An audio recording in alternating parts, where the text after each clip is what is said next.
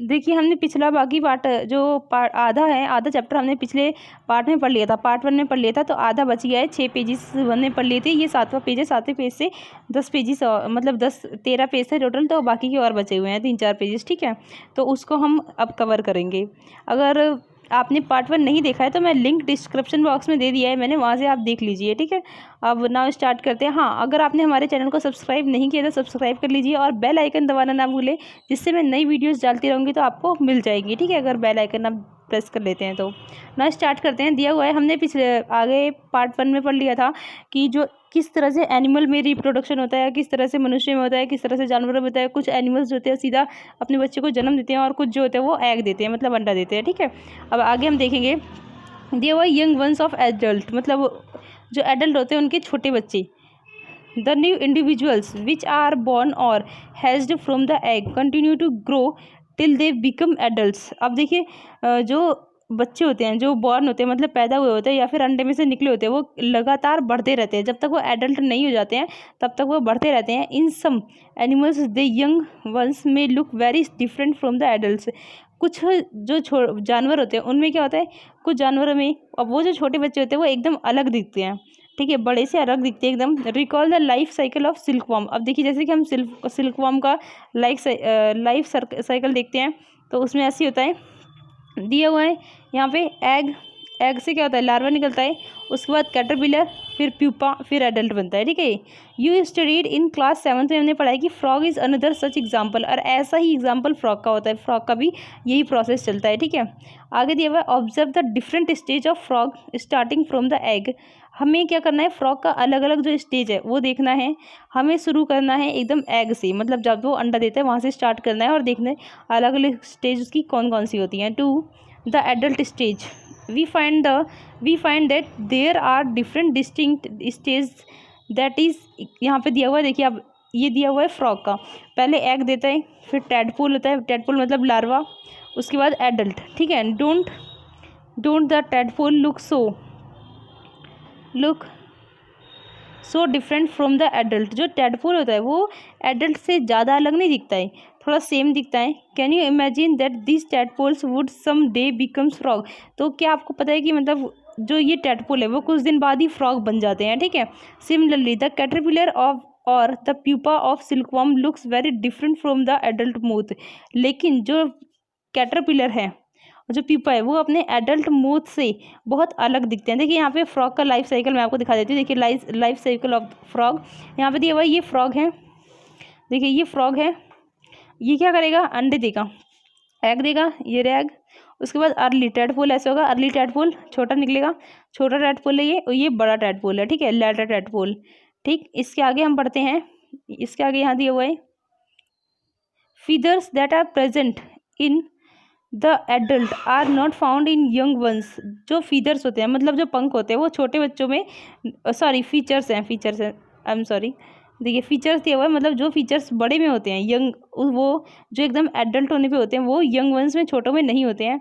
Then what happens to the tadpoles and caterpillar thereafter. उसके बाद जो होता है, लेकिन जब वो बड़े हो जाते हैं तो टैडपोल और कैटरपिलर भी उसी की तरह हो जाते हैं, बस छोटे पे नहीं होते, बड़े पे वो सेम हो जाते हैं, ठीक है, उनमें वो क्वालिटीज़ आ जाती हैं। You must have seen a beautiful moth emerging out of cocaine. आपने कभी कभी देखा होगा, मतलब छोटा जो ब्यूटीफुल जो मोथ होता है वो क्या होता है, कोकून में से निकलता है, ठीक है। In the case of tadpole के केस में क्या होता है, दे ट्रांसफॉर्म इनटू एडल्ट्स, वो एडल्ट्स बन जाते हैं, adults capable of jumping and swimming. तो और वो क्या करते हैं, जंप करने के और स्विमिंग करने के लायक हो जाते हैं, मतलब जब वो बड़े हो जाते हैं तो ये सब भी कर सकते हैं। आगे दिया हुआ है, the transformation of the larva into an adult through drastic changes into is called metamorphic. जो उनमें ट्रांसफॉर्मेशन होता है लार्वे का एडल्ट में, उसको हम बोलते हैं मेटाफॉर्मिक, ठीक है। आगे दिया हुआ है, what about to the changes, हाँ एक minute, what about to the changes that we observe in our body as we grow. हम अपनी बॉडी में कौन से चेंजेस देखते हैं, जब हम बड़े होते हैं तो हम भी, हमारी बॉडी में भी कुछ चेंजेस होते हैं, वो हम देखते हैं। Do you think we too undergo metamorphosis, मतलब जैसे कि उनमें होता है टैडपोल वगैरह में होता है, उसी तरह से हमारे में भी मेटाफॉर्मिस होते हैं। In human being body parts similar to those present in the adults are present in the time of birth, मतलब जो कि देखिए यहाँ पे दिया हुआ है कि ह्यूमन बॉडी में जो होते हैं, जो बॉडी पार्ट्स होते हैं सिमिलर होते हैं, those present in the adult, जो कि एडल्ट में होते हैं, are present from the time of birth, birth के समय जो एडल्ट में होते हैं वो। आगे दिया हुआ है असेक्सुअल रिप्रोडक्शन, जो दिया हुआ है आगे देखो। So far we have learned about reproduction in some familiar animals, but what about very small animals like hydra हो गया एंड माइक्रोस्कोप हो गया, माइक्रोस्कोपिक हो गया एंड ऑर्गेनिज्म लाइक एमीबा हो गया। Do you know how they reproduce, let's found out. देखिए क्या है, मतलब हमने तो एनिमल्स के बारे में देख लिया वो किस तरह से रिप्रोडक्शन करते हैं, लेकिन जो एकदम छोटे छोटे थे जैसे अमीबा है, हाइड्रा का एग्जांपल दिया हुआ है, तो वो किस तरह से रिप्रोडक्शन करते हैं हम उसके बारे में अब देखेंगे। देखिए ठीक है, यहाँ पे एक दिया हुआ है एक्टिविटी दी हुई है, get permanent slides of hydra, observe them using hand lens और microscope, look out for any bulges from the parent's body, count the number of bulges that you see in different slides।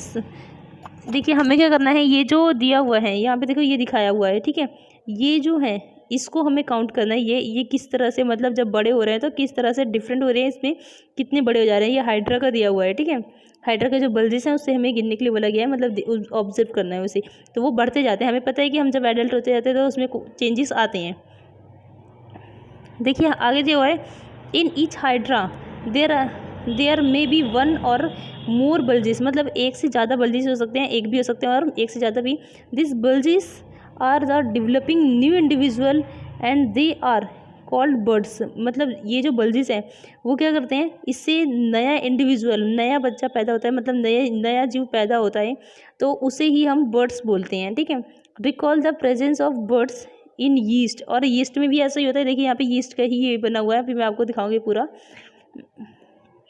In hydra to the new individuals develop as outgrowth from a single parents, this type of reproduction is which only a single parents is involved is called asexual reproduction, जिसमें अकेले, देखिए अब ये hydra क्या है, ये सिर्फ ये अपने आप ही रिप्रोडक्शन कर रहा है, इसके साथ कोई दूसरा लिंक नहीं शेयर हुआ है, मतलब दूसरा लिंक कोई भी ज्वाइन नहीं हुआ है, इन्वॉल्व नहीं है, तो इसे ही बोलते हैं असेक्सुअल, मतलब अलैंगिक, मतलब क्योंकि इसने खुद ही किया है, इसके साथ कोई भी दूसरा नहीं शामिल था, तो इसे ही बोलते हैं असेक्सुअल रिप्रोडक्शन, अकेले ही किया हुआ। Since new individuals develop from the birds in hydra, this type of asexual reproduction is called budding, इसे ही बोलते हैं budding, मतलब इस तरह का रिप्रोडक्शन जो कि खुद किया हुआ है इसे budding भी बोलते हैं। Another method of asexual reproduction, ये दूसरा मेथड हम बता रहे हैं आप रिप्रोडक्शन का, observe in the microscopic organism amoeba. अब दूसरा देखिए अमीबा में है, let's see how this happens, अब देखते हैं हम अमीबा में किस तरह से, सॉरी ये अमीबा का चित्र था, ऊपर से मुझे लगा ईस्ट का है, ऊपर से लग रहा था, तो सॉरी ये अमीबा का है, ठीक है। आगे देखते हैं, you have already learned about the structure of amoeba, amoeba के स्ट्रक्चर को हमने पहले भी देखा है। You will recall that amoeba is a single celled organism figure, it begins the process of reproduction by the division of its nucleus into two nuclei. This is followed by division of its body into two, each part receiving a nucleus. Finally, two amoebas are produced from one parent's amoeba. This type of asexual, देखिए यहाँ पे ये amoeba का चित्र बना हुआ है, binary fusion of amoeba दिया हुआ है, डॉटर अमीबा भी देखिए, मैं समझाती हूँ आपको, एक मिनट।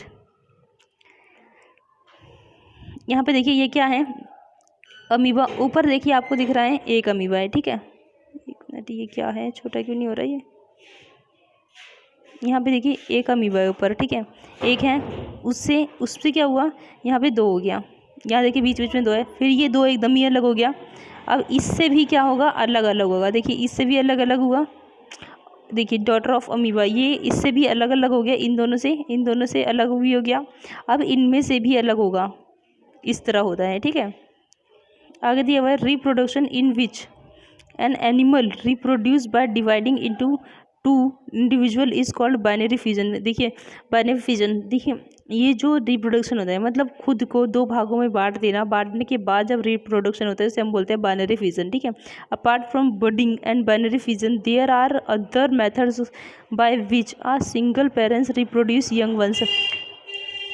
जो बडिंग है और जो बाइनरी फिजन है उसके अलावा और भी तरीके होते हैं रिप्रोडक्शन के।